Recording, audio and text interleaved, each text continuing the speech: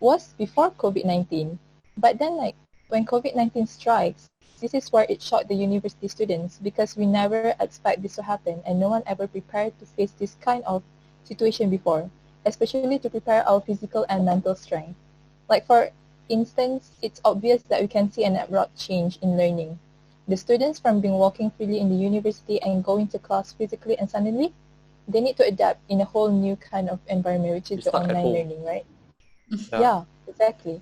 So even if the students disagree because they can't focus, by hook or by crook, there's no other way. Like online learning is the only way for now.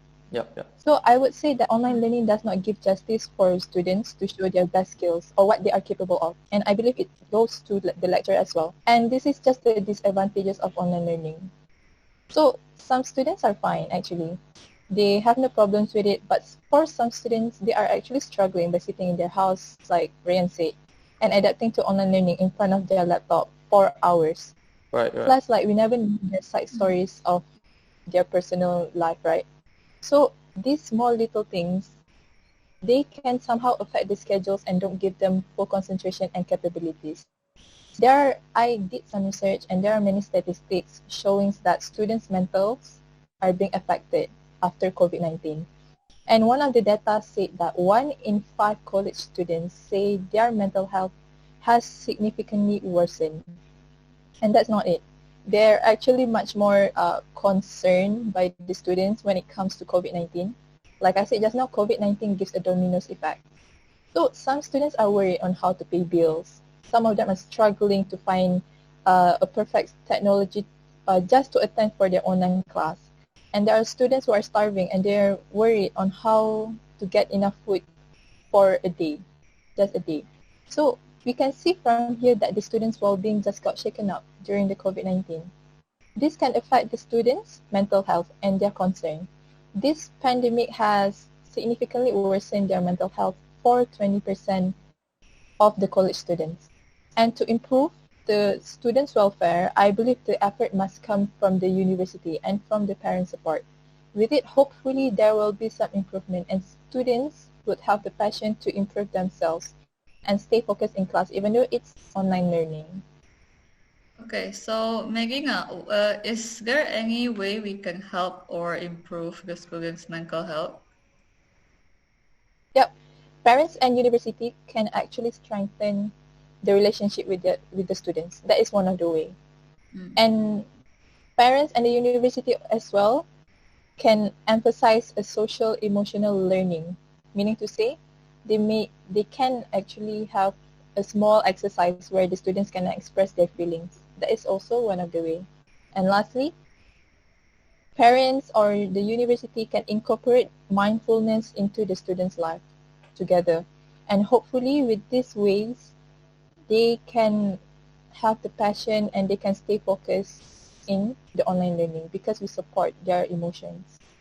And before we end our podcast, I would like to share a story from a doctor's experience in hospital. And Mm. I can pretty much say that, yes? Oh, what's the name of the doctor and hospital? Is it Sungai Buloh Oh, Hospital? okay. Yes, it is He's a from Sungai Sungai. Buloh Hospital. His his name is Dr. Engku Naim Nasir. He Mm-hmm. is a 35-year-old doctor who worked at Hospital Sungai Buloh. And he actually witnessed the recovery and the death of COVID-19 patients in Malaysia. And I can pretty much say that their experience in facing COVID-19 is totally different from how we are facing because for them, they work in hospital. So the doctors and the nurses, they have more exposure in getting the COVID-19. So in this story, right, there are challenges and some concerns arise from the doctor itself, which is the Dr. Engku. So I will tell the story now. So he said, at November 2020, I think we had a total of about 23 to 24 ICU patients. But suddenly, the number increased quite fast in the middle of December. In one day, we needed 2 to 3 additional beds to cater to more patients every day. We are quite worried in terms of manpower. We are not able to cope during that time. Luckily, Malaysia Ministry of Health or KKM sent more manpower to help us and in terms of the number of nurses. We were quite short because sometimes the nurses needed to be quarantined either because they are unwell or because they had contact with COVID-19 patients. By the end of my attachment, I think I managed about 20 patients who were critically ill in our ICU. I was quite scared because working in the ICU, we do see a lot of critically ill and severe COVID patients. So as a healthcare worker, I am quite concerned that if I caught COVID, would I become bad like these patients? If the number of COVID-19 cases still go up, I am afraid our healthcare system will not be able to cope anymore. I am afraid sooner or later we might become like countries like Italy, where patients are left to die in the street because there are not enough doctors and nurses and the healthcare system cannot cope with those patients.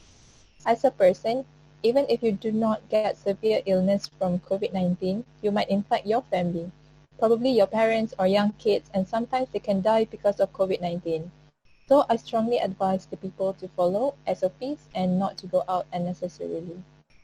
Yeah, This story and then power, man, this one. It's like very serious, you know. But then again, right, this is when COVID isn't that bad, right?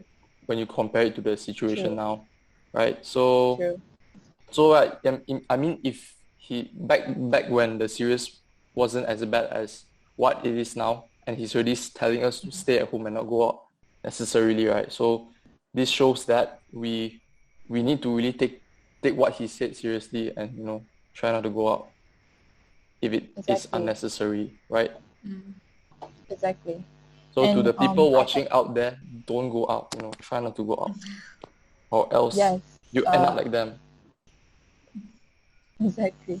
And hopefully we just pray for the best right? of all the Mm. COVID-19 patients and out there.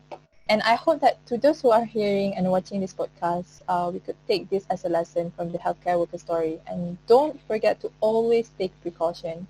We could see that there is pressure from the healthcare workers in handling COVID patients, and their war in fighting COVID-19 is more than a year now. And I would like to say thank you for all the frontliners' contribution out there for the sake of people's health. You will not be forgotten. And before we end this podcast, thank you again for listening Thank to our you. podcast and Thank do you. spread awareness, keep fighting the COVID-19, hashtag kita jaga Kita jaga kita, kita. stay Stay safe and take care. safe and take care. Bye. Bye-bye.